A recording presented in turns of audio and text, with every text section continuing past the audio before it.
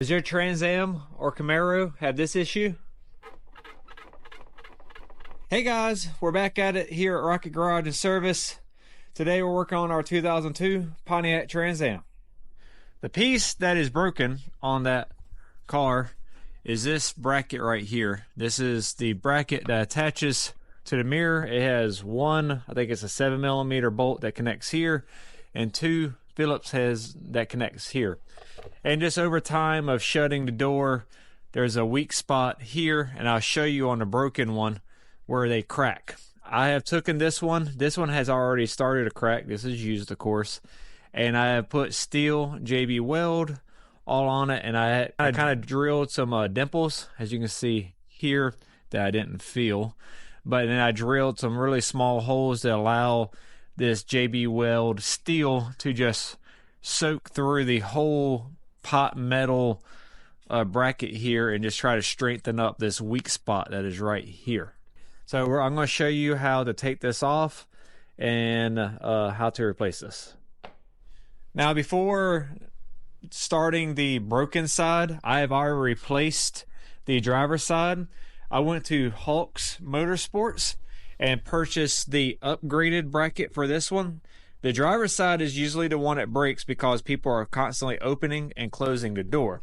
So you can go ahead and buy a, I don't think it's billet steel, but it's not the pot metal cast bracket that is the known issue. It is a better type material that should not break, and it is solid like it should be from the OEM. So if you're dealing with a driver's side issue, unless you're just really being thrifty, I would just go to Hawks Motorsports and buy the upgraded bracket.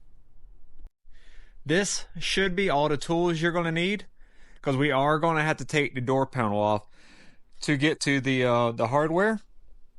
So you will need a Phillips head of some sort. I'm using a ratcheting T-handle, a short and a long.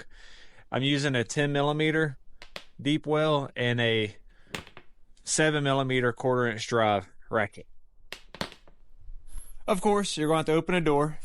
We have a Phillips head screw here to access some of the bolts to the mirror. We're going to have to take this Phillips head out to access another screw. We have a Phillips head screw here. We have a, see right here, a Phillips head screw. And right here, a Phillips head screw. And like I said, when we take this off, we should have a Phillips head screw right here. And then we'll be able to get the door panel off. When you take this screw out, it has three, I think it's three little plastic garments that holds this tight. I ain't gonna lie, I have not been successful of not really damaging those. So be careful as you pry this off. You need to do it gently and kind of work it out, or you're gonna break off one of the little plastic nipples that will be under here. So this is what I mean. See how it has that plastic nipple right there, and this is what it looks like on the back side. I did use this plastic Amazon tool that I have randomly, and I just kind of worked into the edge and it popped out good. I think I got lucky. That hasn't worked in the past, but something just for you to be aware of. Okay, so to get my window switch panel off, I decided to use the tool, and I wedged it under the back, gave it a little pop. It came out real easy. You can see it has a tab here, and it has a tab here, and it moves out the way. Remove that one Phillips head screw here. You will have to maneuver, see that little lock mechanism there? You have to kind of wedge it off of this rod, which is what locks your doors. Then once you work that off, I open the door handle and work the handle off of here, and you kind of got to wedge it up and then out, something like that. But now you can see that screw that we have to access to take this door panel off, or you'll break this and then your door will never be really secure in the middle if this is broke. We have removed all our screws. We have removed our door switch panel. There's really no safety that holds them on. They just kind of wiggle on off. Next, what I want to show you all is this is why we have to remove the door panel to really access all of our nuts. You can see the bottom one here. It's kind of hard to get to. You can get to it with a wrench, but reinstalling it to me would be too much of an issue. It's just easier to remove the door, and plus this wire to control your electric window motor, the plug is kind of like in this area, so you're pretty much got to remove it without really doing some type of hack job. But next we should just be lifting up on the window, kind of working it out, or on the panel, and our panel should come off. So this is our door panel. I want to show you what they use to like latch it. That's why you got to lift up. It doesn't really have those Christmas trees that usually break off. They have these like hooks all over the door. I've already broke that one off. See, hook. They're all over, but if you lift up and then pull out, the door comes off really easy. And also you have a harness for your speakers, like the little tweeter that's here, that you have to disconnect, and then the door comes off real easy. You can see a repair that we've already had to do on this door because it started cracking right here. I think we got one starting to crack somewhere in here too that I might need to repair while this is off. Now we can easily access our 3 10mm nuts and disconnect this wiring harness for our electric window motor. And just like that, our mirror is removed, and here we are. So let's put it on the bench and talk about it.